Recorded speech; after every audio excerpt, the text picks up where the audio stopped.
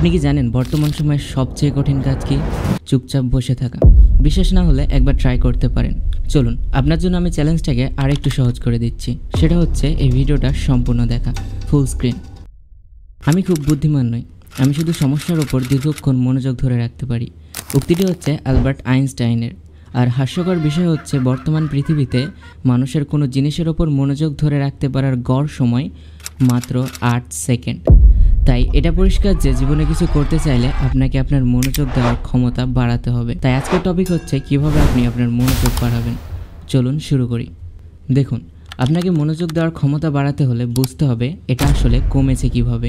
আপনি সেই রাতের কথা চিন্তা করুন যখন আপনি ঘন্টার পর ঘন্টা Facebook, Insta reels, YouTube shorts অথবা টিকটক দেখে কাটিয়েছেন, যার মাধ্যমে আপনার ব্রেনকে আমাদের সবার পরিচিত ফিল গুড হরমোন ডোপামিনের হিট দিতে দিতে ওভার স্টিমুলেটেড করে ফেলেছেন। তাই এখন আপনাকে এর ঠিক বিপরীত কাজটা করতে হবে, অর্থাৎ আপনার ব্রেনকে লো স্টিমুলেটেড করতে হবে। এবং সেটা করার কিছু উপায় হচ্ছে, প্রথমত আপনার স্মার্টফোনে থাকা ফেসবুক, ইনস্টাগ্রাম, টিকটক অথবা যে কোনো গেমকে আনইনস্টল করতে হবে। যদি না করতে পারেন তাহলে মিনিমালিস্ট অ্যাপ লঞ্চার ডাউনলোড করতে পারেন। এটা আপনার ডেইলি স্ক্রিন টাইম 2 থেকে 3 ঘন্টা কমিয়ে আনবে।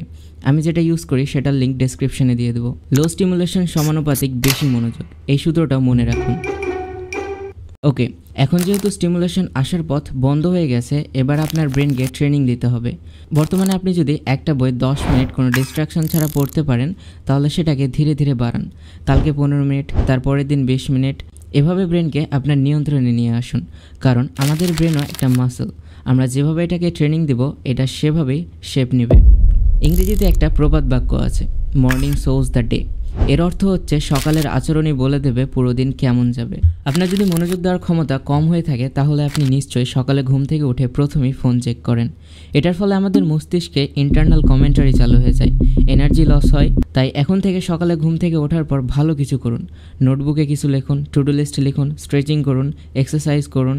ছেলে হোক বা মেয়ে, কোনো সমস্যা নেই। এবার আপনার প্রয়োজন রিজন। একটা কাজ আপনার কেন করা প্রয়োজন।